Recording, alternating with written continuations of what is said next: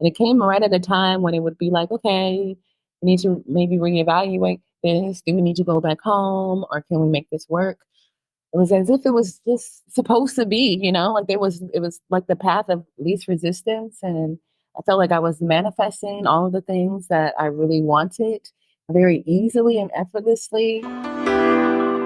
Welcome to Flourish in the Foreign, the award-winning podcast that celebrates, elevates, and affirms the voices and stories of Black women living and thriving abroad while exploring living abroad as a pathway to wellness. I'm your host, Christine Job, a Black American woman with Trinidadian roots, a business strategist and consultant from Atlanta, living and thriving in Valencia, Spain.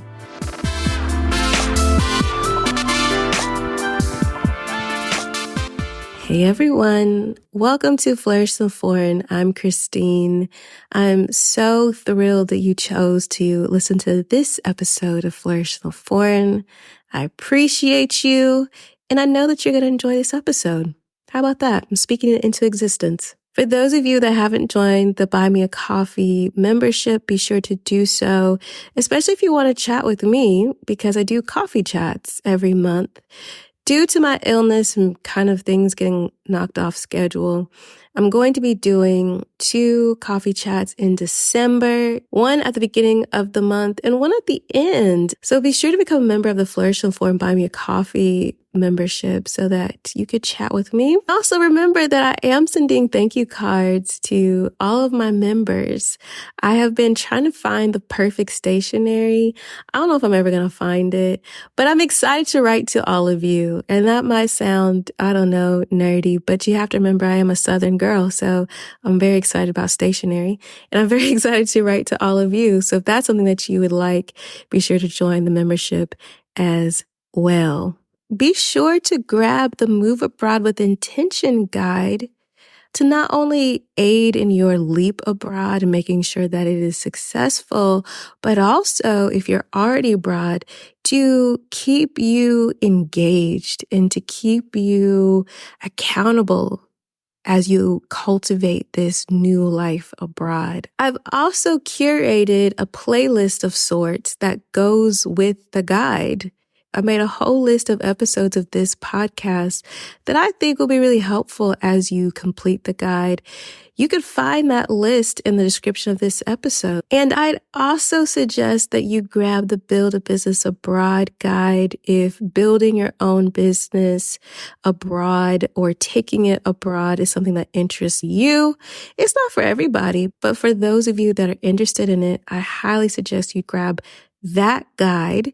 And I've created a playlist for the Build a Business Abroad guide as well, which is basically just season 3 of this podcast.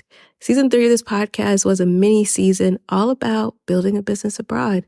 Please remember that the Flourish in the Foreign Patreon will be coming to an end at the end of 2023. So please be sure to become a monthly supporter at Buy Me a Coffee. That's buymeacoffee.com/flourishforeign. A friendly reminder to everyone, I will be doing another Ask Me Anything episode at the end of this season. So be sure to please submit your questions via the link in the description of this episode. All right, on to the episode.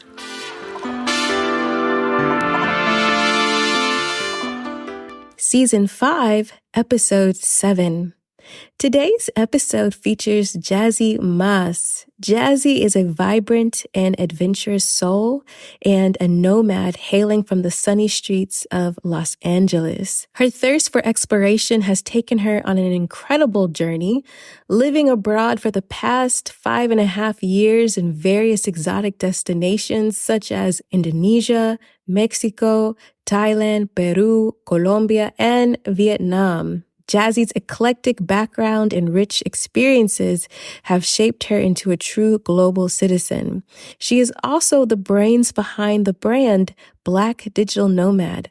Jazzie has such an interesting story, but I'll let her tell you all about it. My name is Jazzie. I'm 35. I am currently in Colombia, Santa Marta. I'm from Los Angeles, California, South Central. I had a very interesting childhood, I would say. Reflecting back now, I can see why I'm nomadic. I wasn't very stable. I lived with my mom and then my dad or my aunt or my grandmother, then back with my mom. And so now I enjoy the newness of places and how that ties into that. And I'm also okay with exploring the world and living in different places for periods of time. But yeah, I see how the instability has made me like nomadic now, but it's allowed me to thrive in a way. The tools that I've gathered from those lessons as a kid, I take them with me now.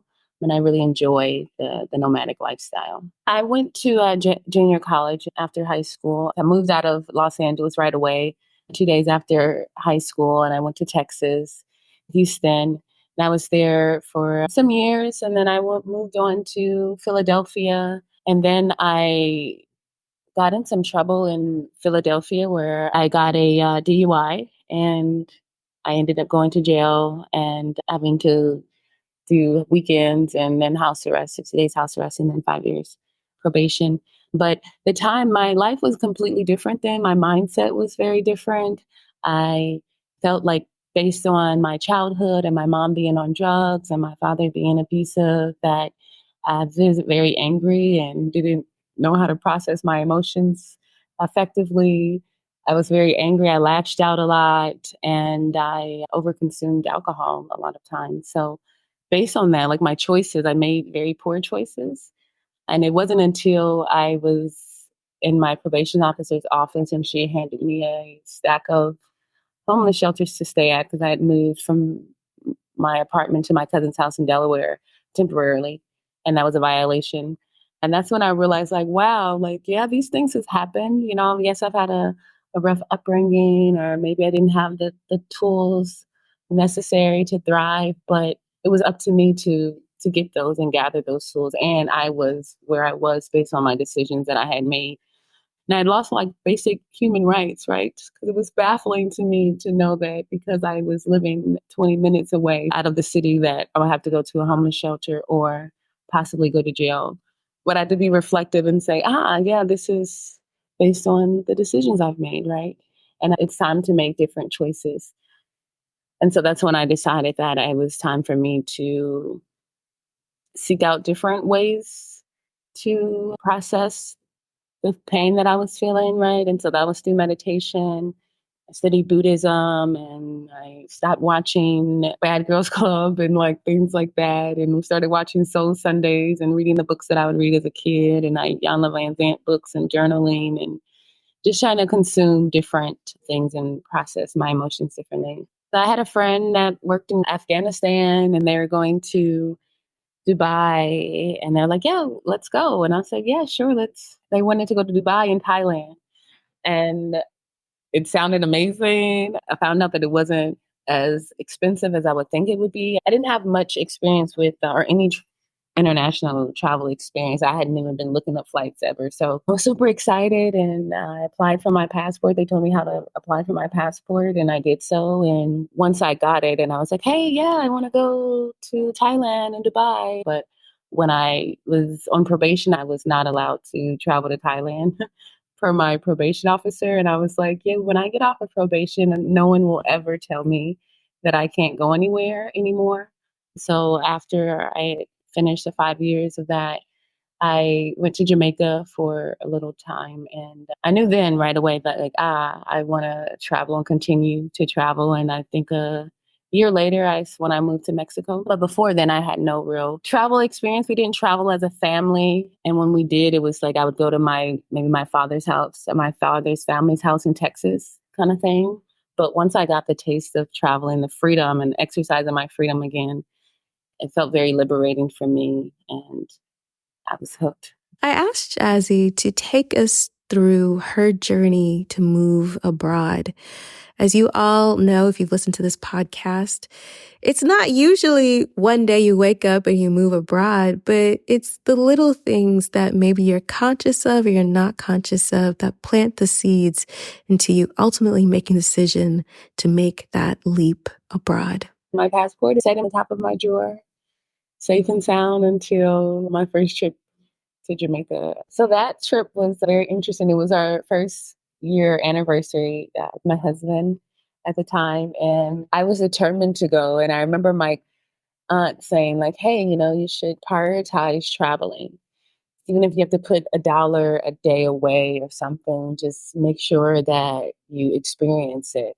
And so I remember that like ringing in my mind and having sway my husband to say, hey, it's okay for you to take time off of work. Like, let's make sure that we make this happen.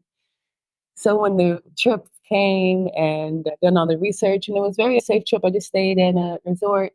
But the first stamp, my passport, is very liberating for me because I felt like, wow, for once I can do this. No one can tell me that I can't.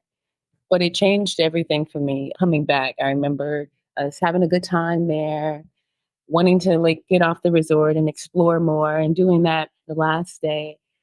But really coming back and when you arrive in the airport and looking up and seeing Mexico or Cancun, and my husband like, hey, let's go there next. And I was like, yeah, let's go there next. And I remember feeling excited and assured because he was so nervous about us even taking this trip. But I was like, wow, that initial spark, that's all it took was just making the choice to go that one time, and it changed everything. So then I started to meet people I'd met this lady in Houston at the time who I was making skincare products and things and selling them at vendor booths. So I'd met this lady and she had called me over months later to give me some of the products she had because she was moving to Southeast Asia.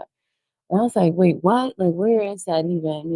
And I thought it was amazing that this Black woman, a single mother with her son, was selling everything to move to Asia. And I was just like, what? That's wild. But I knew when I left her house that, like, I was different. Like, it had sparked something in me where I was just like, oh, that's a possibility? And then my husband's friends that he had known in LA were selling all of their belongings and using this term, when are we all going on strike, like a hashtag.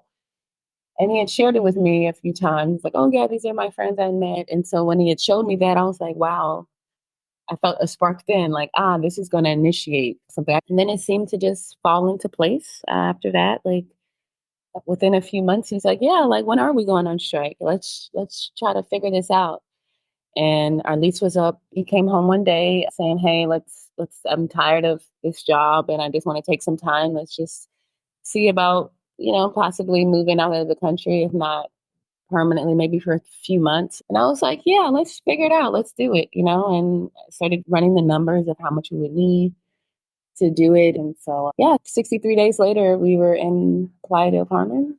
I asked Jazzie to describe the day of departure and arrival when she decided that she was leaving the US and making that move to Mexico. Yeah, it was wild because that day was supposed to be a week prior. So we had arrived in Playa del Carmen September 5th, 2017.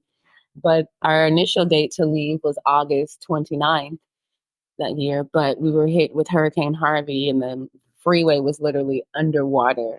So we could not leave the city of Houston to even fly out. And I remember, and I look back now and I always think about that timing and how my thinking, because I could have been like, you know what, this is a sign maybe not to go, but I was so determined and I had already sold everything. And like once I say I'm going to do something and like my mind is set, I have tunnel vision, there are places there. Yeah. So yeah, the getting there was just like, oh my God, yes, like we made it, through hell and high waters, really, literally. So it's very freeing and exciting, and we decided just to do it for some months. It would be a sabbatical. But the first day we arriving on the bus on the audio and my phone on Facebook saying like, oh, you're in Mexico? Do you want to sign in or something? And I was like, oh my goodness, how did they know? And also feeling like, oh, wow, I'm grateful that I'm not on probation anymore because sometimes I would fly or travel without permission. So I felt like, oh, wow, like I'm glad that I'm free and I'm able to do this and I'm not sneaking around or anything. But yeah, I just felt very free, very freeing. the excitement and anticipation of this new lifestyle and being in Mexico, being by the water. That was an easy transition for us since we knew somebody there and we decided to rent a 2-bedroom apartment with them. So they already had the place. We arrived and yeah, went to the place to put our bags down. Too many bags. We brought way too much stuff. But yeah, ate out at a amazing vegan restaurant there. I forget the name of it. And I didn't know that this was be my life, that I would be here now, when I was there. So it didn't feel like the beginning of my life. It felt like we had done it for then. But shortly after, I knew that, like, yeah, this is what I want to do. Within a few weeks of running on the beach and eating mangoes, I said, yeah, we need to figure out how to continue to live like this. I asked Jazzie to describe her time in Mexico and ultimately what made her decide to leave. I was in Playa for about a year, maybe 10 or 11 months. And yeah, within a few weeks, I was just like, yeah, I want to continue this. And naturally, as with anything, being in that environment, I was meeting other people who were living there. And of course, oh, well, how are you living here? And a lot of people were teaching English online. So it got word of that. I was already in the wellness sector before leaving the States. I finished my certification in holistic health and wellness and met other people in wellness there. And I did experience my first cacao ceremony. And so then I partnered with these other women to do a wellness retreat. I hosted a retreat in Playa del Carmen. And yeah, just naturally things I was attracting the people within the wellness sector. So things were just kind of flourishing naturally for me to stay. Then I decided that I wanted to explore Southeast Asia anyway. So yeah, one day I just wrote on Facebook, hey, Bali, just that was on my mind. And I think the next day my husband saw a flight for $300 one way to Bali from Los Angeles. And then we decided to go to Bali and we rented our space in Mexico. And it was just kind of like once we decided to do it, looking back, things just fell into place. Like even with the hurricane, like I was able to get unemployment for a bit and save more in money. And then yeah, the meeting teachers and people who were teaching English online, and I didn't even know that that was a thing. I thought that you would have to know another language. Then meeting people in the wellness sector and doing a wellness retreat. It was just very like things flourished very organically. Now, I love Bali. I've been to Bali, I've been to a lot of places, but Bali was a place where I thought it was all hype until I went and I was like, yo, Bali is amazing. So I asked Jazzie to describe her time in Bali. Being that far, first of all, that flight, I was like, wow, I'm really on the other side of the world. The time difference, it was like the jet lag, that was overwhelming, but not in a negative way, just like, wow, like I am traveling now. This is becoming my lifestyle. We're here. I was there for 2 months. The visa situation was not ideal, but also I was also wanting to get to Thailand.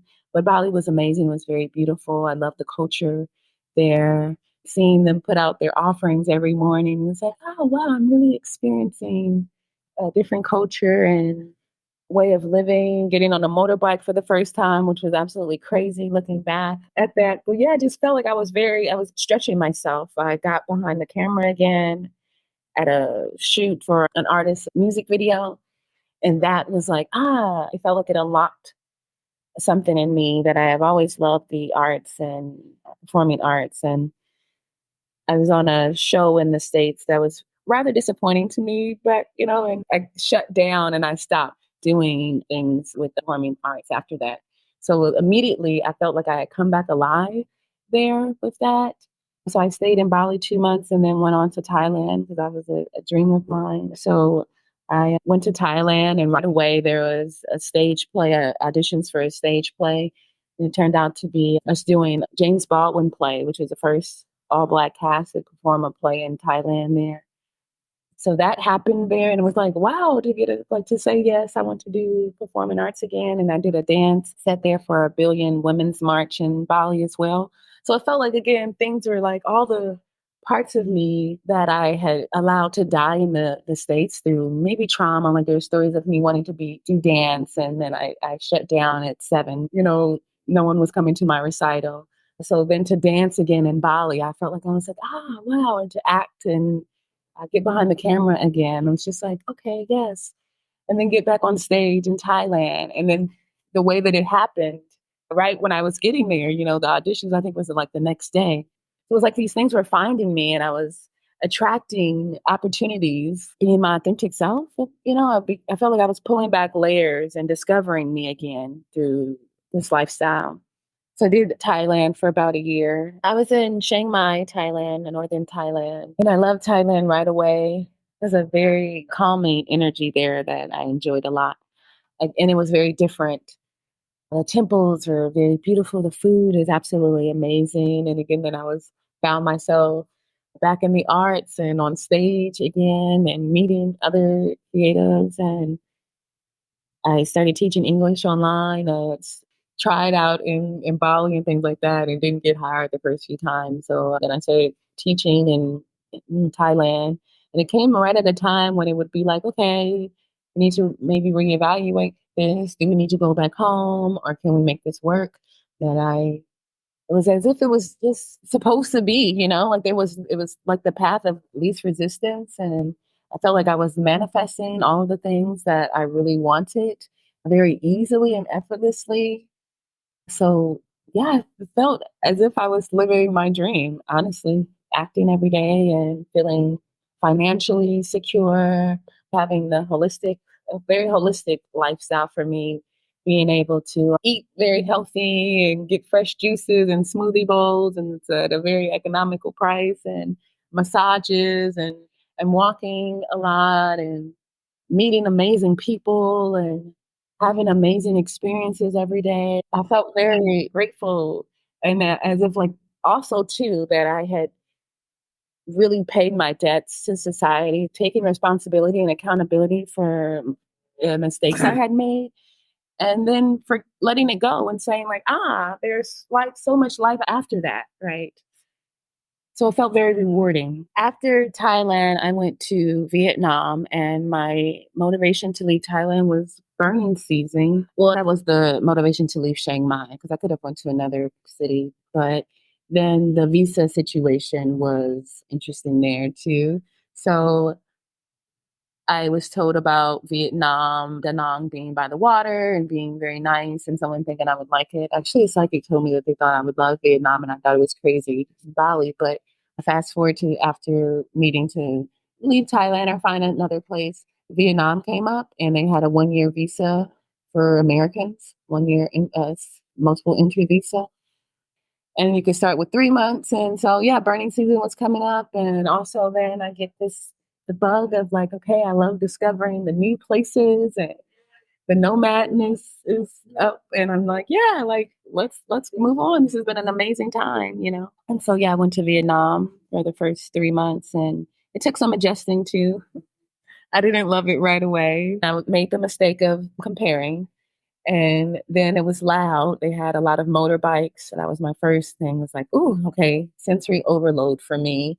Then it was plant based. So the food was difficult for me to navigate. I didn't know what anything really was. The wet markets, yeah, it was just it was a lot. Oh, and then the people staring, and they had told me when I was in Mexico, someone had warned me about Asia and being Black in Asia and this experience there, and then staring and like being shocked. But they had said that was Thailand, and I didn't experience that in Thailand. And now looking back, I think he meant Vietnam, but it said Thailand because I experienced it there. And that was a bit overwhelming for me. I think I handled it well, especially being a performer, but it was a lot. And then I met this other Black woman there, Desiree, who was doing yoga. And we were at a party and she was like, yeah, I was like, hey, I'm here and adjusting. And I remember her telling me that anything I wanted to do there, I could do and that I would be supported. And I was like, really? Thank you. I received that.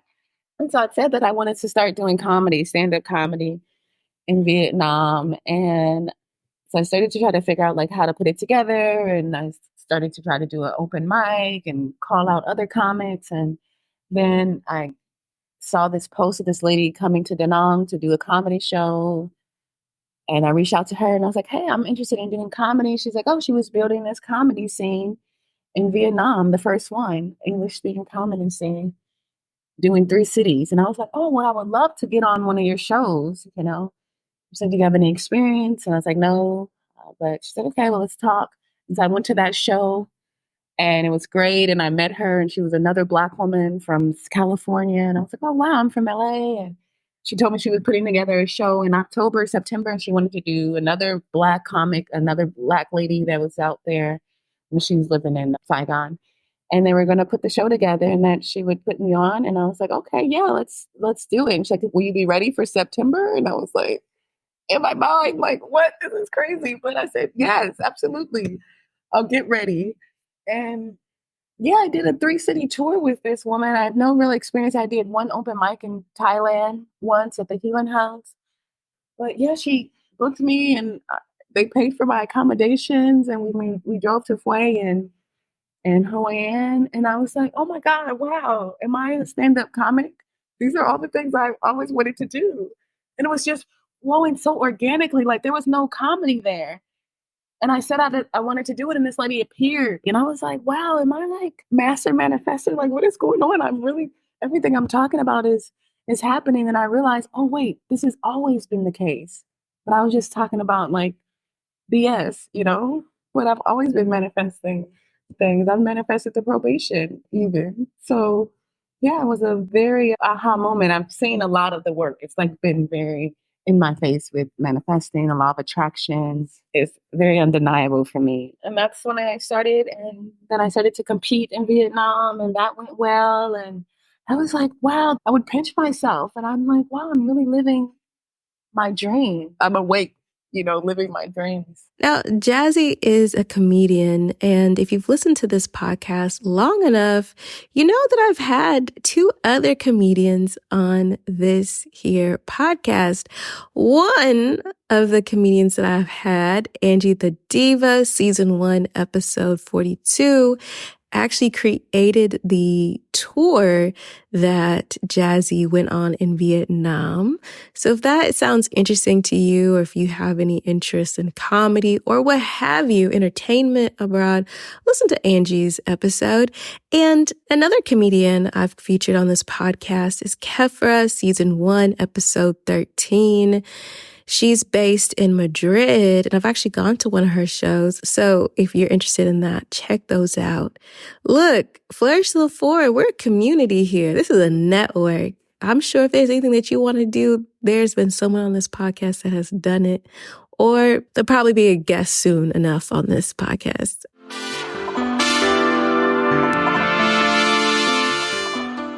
I hope you've enjoyed this episode of Flourish in the Foreign.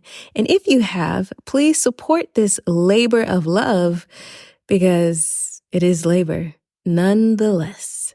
You can support this solo indie podcast by becoming a member of the Flourish in the Foreign Buy Me a Coffee membership, where you can subscribe to support the podcast on a monthly basis. You can also give one-time support via Buy Me a Coffee as well. And you can do either one at buymeacoffee.com/flourishforeign. Support this podcast by writing a review on whichever platform you listen to the podcast. And if you listen on Spotify, you can also leave comments on each episode and even answer some of the poll questions I've created for certain episodes. Be sure to share this podcast with your friends and family and even the colleagues you kind of like. This podcast continues to exist and thrive due to listeners like you. Thank you so much for your continued support. Now, back to the episode.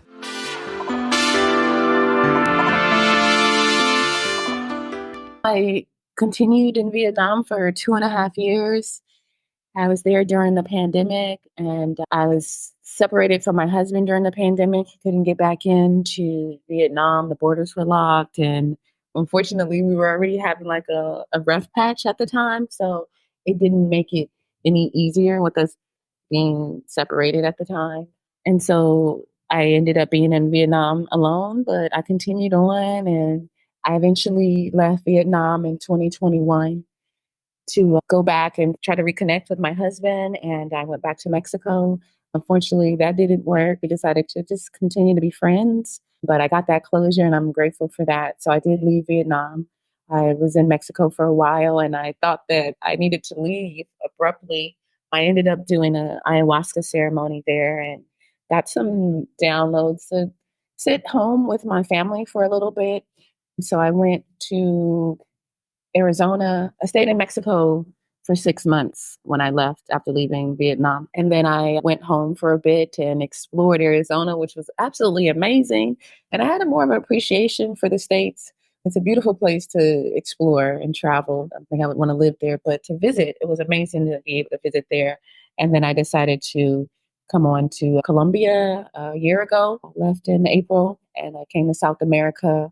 I wanted to continue to travel, but now being solo, I had to consider other things like dating abroad or being as far. And I love Asia, and I may go back, but also too, I wanted to be somewhere where I could learn the language and connect more with the people because I got by in Vietnam. But I remember there are times when, like the lady who helped me all the time, went away for Tet, and I really wanted to ask her how her vacation was, but all I could say was Chuck Mung Nam Moy, which was Happy New Year, and like give her a hug. So I decided that being somewhere where I can actually learn the language, because too, Vietnam was great, but Vietnamese is very difficult. And then you go next door to Thailand and it's Thai, and then, so and I wasn't as motivated to learn those languages, but with Spanish, I feel very motivated to learn it. So I wanted to be in a Spanish speaking country, also somewhere where I could travel back and forth home if I needed to. I'm finishing my memoir,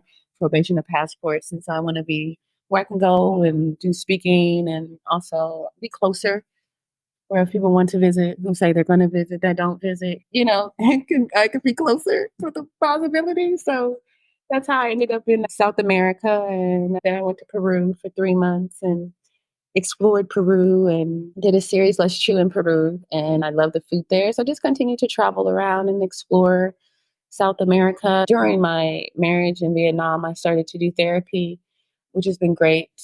Doing therapy online and then utilizing the DBT skills. So I've evolved in that way. And a lot of the therapy skills that are like mindfulness and are going to the beach twice a day, being still, meditating, journaling. And I feel that being abroad allows me to do these things, process my emotions, sit like I have a workbook that I do. So I feel I have time and space to actually really pour into my wellness.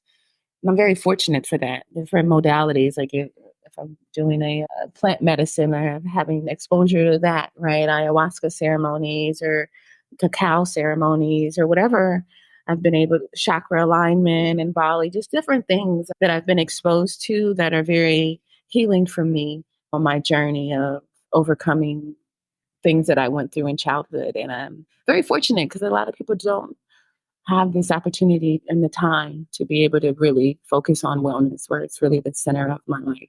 And it's one of my core values. And I get to do that in different ways as I continue to travel and know myself. And even being solo and navigating, I learn a lot about myself. And I get to spend a lot of time working on me every day.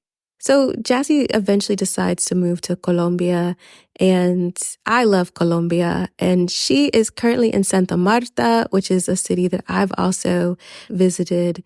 And it isn't probably a city that a lot of people think of when they're thinking about visiting Colombia or even living in Colombia, but it is quite nice. I did very much enjoy being in Santa Marta. And so I asked Jazzie, why did she decide on Santa Marta? And what is it like living there?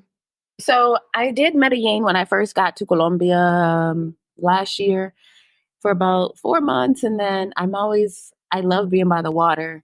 So I came for my birthday and I was like, okay, yes, I'm going to come back here.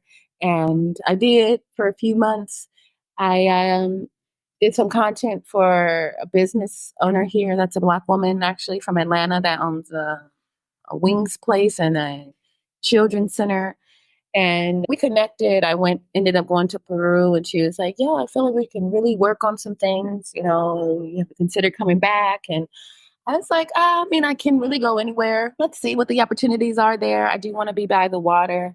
I also like with Vietnam at Da Nang, there weren't a lot of Black people there too, but I wanted to be by the water. And I did a campaign like, yo, y'all come here, like let's build community here. So I would do I forgot the hashtag I was using on Instagram at the time. And I looked up and there were like 40 people at my brunches there. So I felt like it was possible here too. It's like people aren't here, but they're not here yet. And a lot of people don't come because people aren't here yet. So I was like, okay, yeah, I could come. And so I do expat meetups and things here at this woman's restaurant at the Best Wings of Santa Marta, first and third Wednesdays to build community. So I'm okay with building community in a place, and I like being by the water.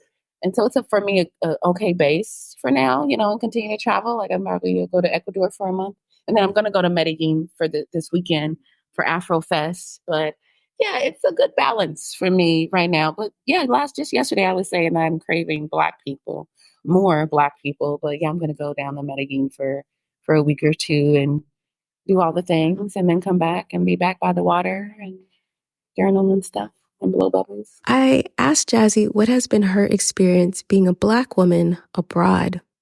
I have felt so seen as a Black woman navigating the world. And I would share a lot of my experiences in Vietnam with people being curious and asking me if my hair is real or asking me to touch it or wanting to touch my skin or take photos sometimes.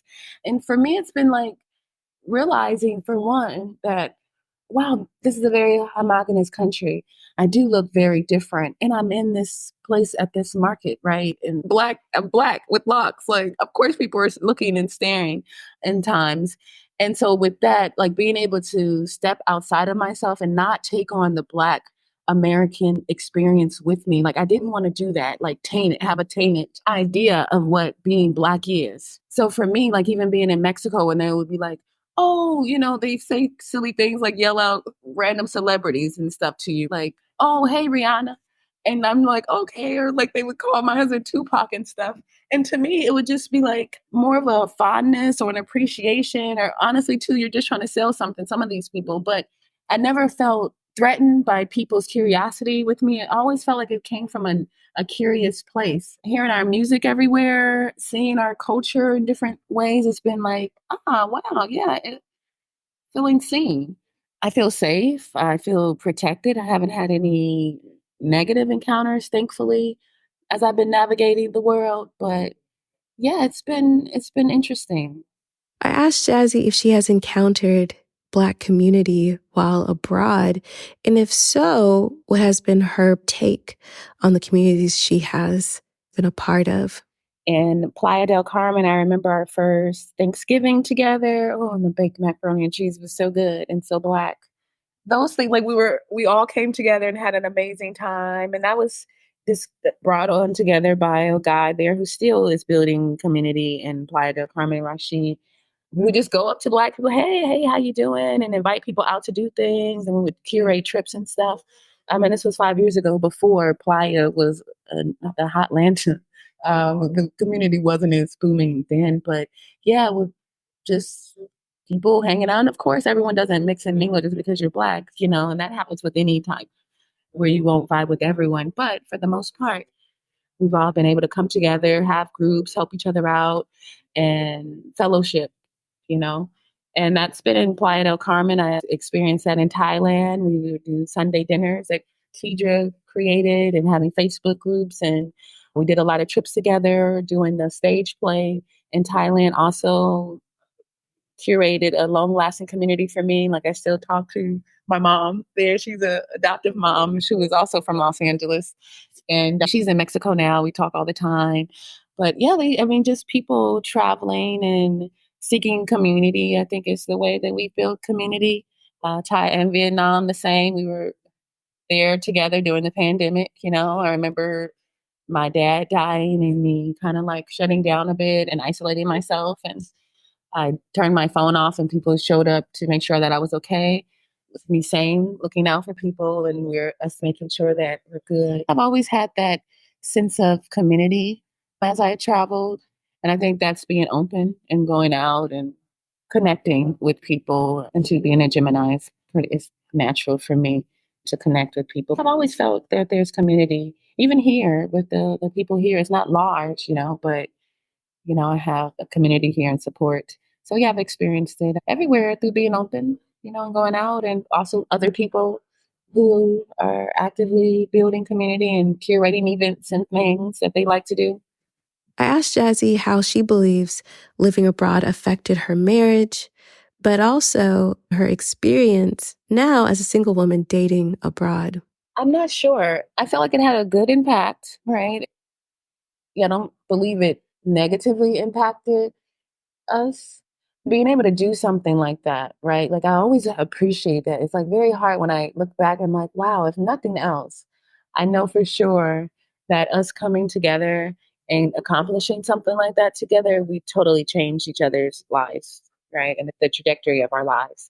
So for me, if nothing else, it makes me look and feel like, wow, like maybe it was destined, or just the fact that we were able to accomplish something like that and do that together is amazing. And then with dating abroad, yeah, an interesting thing, because you're like, at one point, and for me, it's important to be able to be places where I can date openly or date and be desired or have a love life. So now, yeah, that's something that I have to consider with places, like I'm like, oh man, I would love to go back to Asia and get a one-way flight. But I'm like, yes, I didn't enjoy dating there as much. So like having to consider that, or being like, oh, where is it safe for solo women now versus where I didn't consider those things before being married and partnered. So yeah, it's just a different set of qualifications like with places now. Soft life, best life. I asked Jazzie about her perspective on Black girls' soft life and if she believes she's living a soft life. I am all for it. And I think it's also time to change the narrative of what we believe life is supposed to be. And as I work with law of attraction things too, it's like, yes, like, yeah, call that into you. Because if you do think that life is supposed to be hard, then that's what life will reveal to you. So honoring a soft life is definitely, I'm for it. And I definitely live a soft life. I'm all about that. I want to be able to enjoy, and I love laying in hammocks and just having a life of ease, of flow, yeah, and of softness. I think that we're taught to be very hard. And even me, it's been a journey where I'm just like, my soft life is realizing that I don't have to be hard and have this hard shell, that I can be soft, and it is safe for me to be soft and feminine. And the more that I am, then the more I attract soft experiences. So yes, I'm all for all Black women having soft lives and as soft as they want them to be, but I do not believe that we have to have a hard knock life. Grief, sacrifice. These are things that a lot of people don't want to talk about in living abroad, but it is so important to really discuss the full range of emotions and experiences in this life abroad, especially if you want to be sustainable and if you're thinking about longevity. And so I asked Jazzie about grief and sacrifice and how she's processed these complex emotions and moments in her life abroad. So dealing with grief abroad has been something I've had to deal with for sure. And I feel that it's like I'm always grieving because I'm constantly leaving. For example, leaving Vietnam was very hard for me. I remember I cried my eyelashes off the entire flight from Da Nang. And I still think about that, where I'm just like, oh, all these places that I left, things I've left, right? They end, but everything does, right? So it reminds me too to be very present. But then I think like, would I rather not have the experience, especially with the leaving of things? I'm just like, oh my God, my heart is in so many places that I left there, and I will always yearn for these places, but I also want to be in these new places. And I can apply that to the same thing with the loss of relationships and people. And then it's like, okay, yeah, this is sad that this ended, but like I'm so grateful that I was able to experience it. But I sit with it. Like if I'm sad, I allow myself, okay, so we're gonna be sad about this a little bit. The other day I was looking at photos of whether it's my marriage or of a place that I lived, and I'll feel sad for a little bit and allow myself to process that feeling and it passes, and then I feel grateful that I experienced it.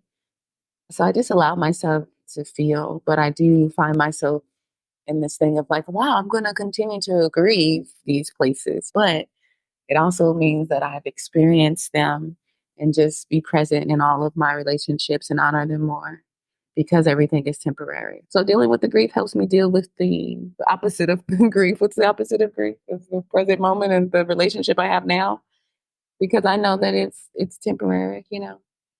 I'm blessing it, releasing it. I feel that I'm able to deal with these things in a way that's not detrimental as I did to where things would end up worse. Like you grieving and now you've made the situation worse because now you have a charge or you woke up in jail or you do this, you know. So I can say that I am proud of the way that I process grief now and process things. I feel that I'm able to handle them with emotional maturity and intelligence.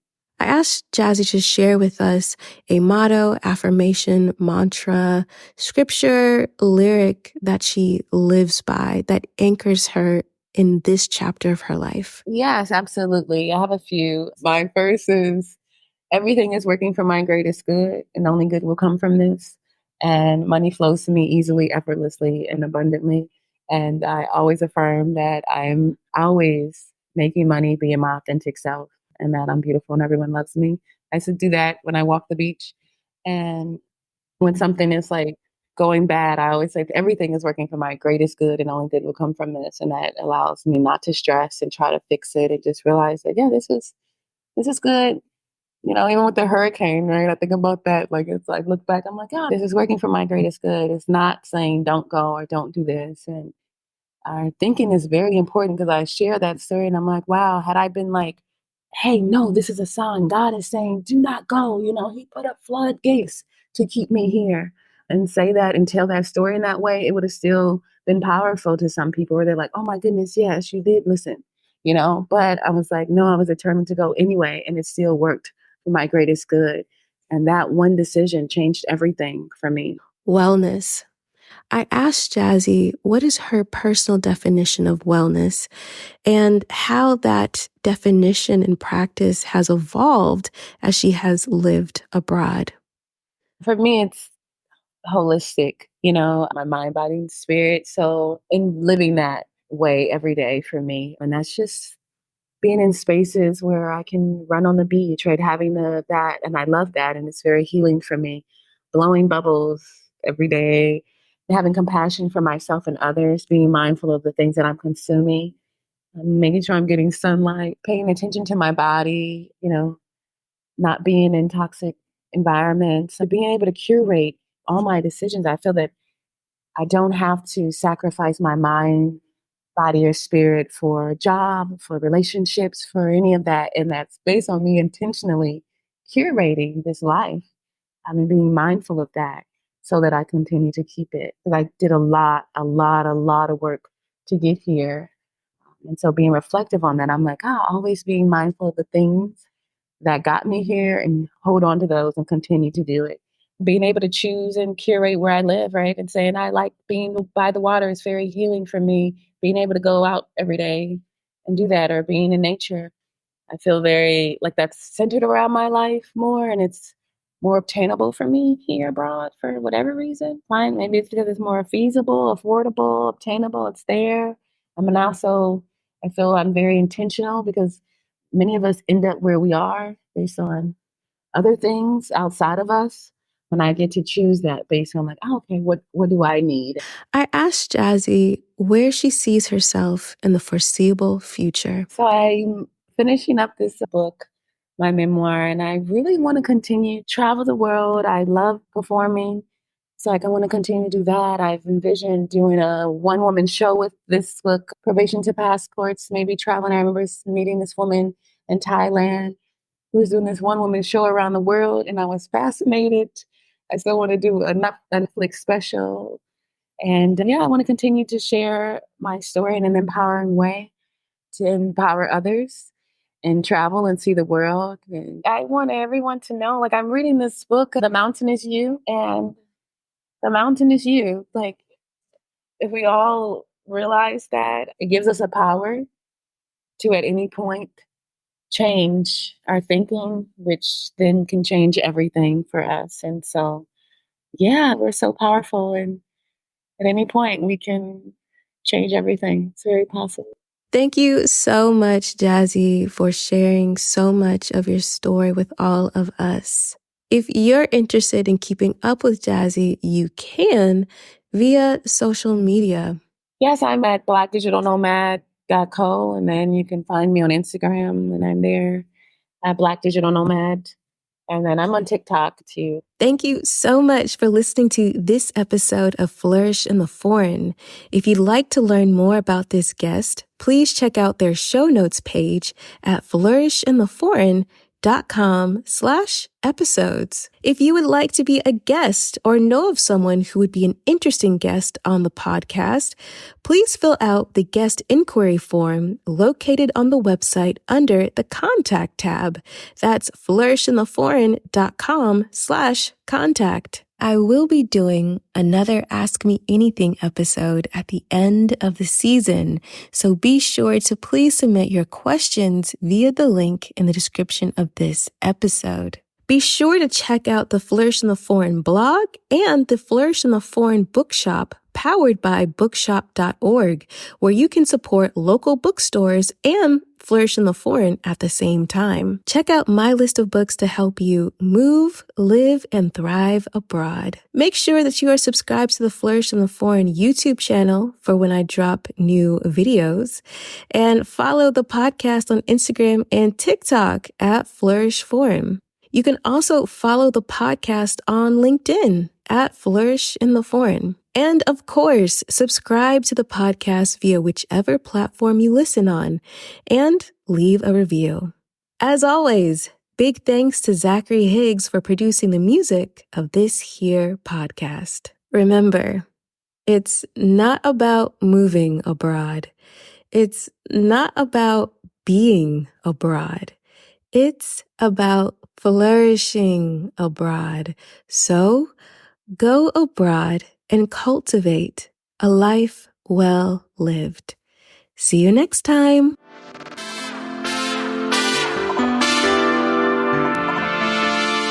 On the next episode of Flourish in the Foreign. There's this aspect of choice when living abroad that you get to kind of reclaim your ability to make a choice about how your life is going to look. First, when you choose to live overseas, now the responsibility is on you. Whether or not you're working with like a company or organization that's going to help you with the logistics of moving abroad, you still are making every single choice for yourself. And the consequences of those choices are yours, which I find to be really helpful in my wellness journey on a very stabilizing, grounding level, because if something goes right, that's all me. Right? I did that. I made that choice for myself, and I feel really good about holding myself. If something doesn't go right, that's on me, which means that I have to pick up the pieces and make another choice to make it right. And I can't play victim to anybody making decisions for me, to any system making decisions for me. It's all on me. And that helps just to empower me.